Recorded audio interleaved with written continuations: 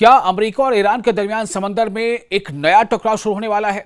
ایران نے دو ٹوک اعلان کر دیا ہے کہ اب ہر دھمکی کا منہ توڑ جواب دیا جائے گا۔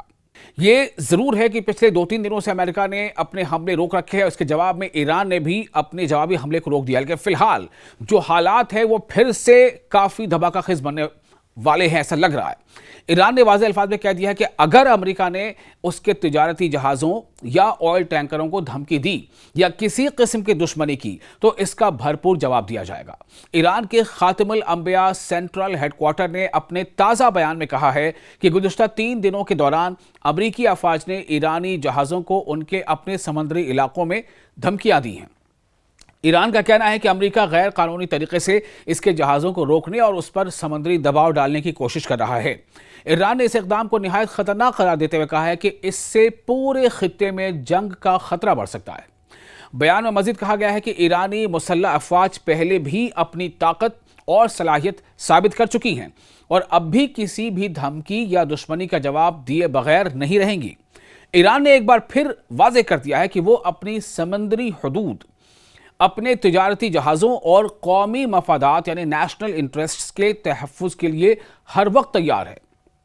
دوسری جانب ایران کا یہ بھی کہنا ہے کہ امریکہ کے یہ اقدامات بین الاقوامی قوانین کی کھلی خلاف ورزی ہیں اور ان سے مغربی ایشیا میں، ویسٹرن ایشیا میں امن کو شدید خطرہ لاحق ہو سکتا ہے۔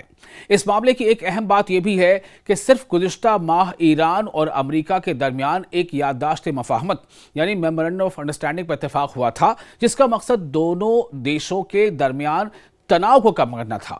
اس معاہدے کے تحت ایران نے 60 دن کے لیے اسٹریٹ آف ہرمز سے گزرنے والے تجارتی جہازوں کو بغیر کسی فیس کے گزرنے کی اجازت دی تھی اور اس مقصد کے لیے ایک مخصوص اور محفوظ سمندری راستہ بھی مقرر کیا تھا۔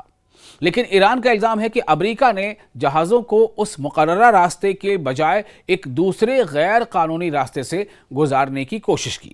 ایران کے مطابق اسی وجہ سے اس سمندری راستے کو بند کر دیا گیا اور واضح کر دیا گیا کہ جب تک امریکہ اپنی انٹرونشن بند نہیں کرتا یہ راستہ دوبارہ نہیں کھولا جائے گا۔ اس وقت دونوں کنٹریز کی جانب سے سخت بیانات سامنے آ رہے ہیں جس سے حالات مزید کشیدہ دکھائی دے رہے ہیں۔ ایکسپرٹس کا کہنا ہے کہ اگر یہ تنازع مزید بڑھا تو اس کے اثرات صرف ایران اور امریکہ تک محدود نہیں رہیں گے بلکہ پورے مغربی ایشیا کی سلامتی، عالمی تجارت اور سمندری آمد و رفت پر بھی اس کا اثر پڑے گا۔ اب پوری دنیا کی نظریں اس بات پر ہیں کہ کیا دونوں کنٹریز بات چیت کے ذریعے اس مسئلے کا حل نکالتے ہیں یا یہ کشیدگی ایک نئے اور خطرناک تصادم کی شکل اختیار کر لیتی ہے، چونکہ ڈونلڈ ٹرمپ کے پھر سے ایسے سٹیٹمنٹ آ رہے ہیں کہ بہت مضبوط بات چیت کی کوششیں چل رہی ہیں۔ یہ ڈونلڈ ٹرمپ نے حالیہ اپنے سٹیٹمنٹ میں دیا ہے۔ آپ دیکھ رہے تھے نیوز 18 کا سوشل میڈیا پلیٹ فارم۔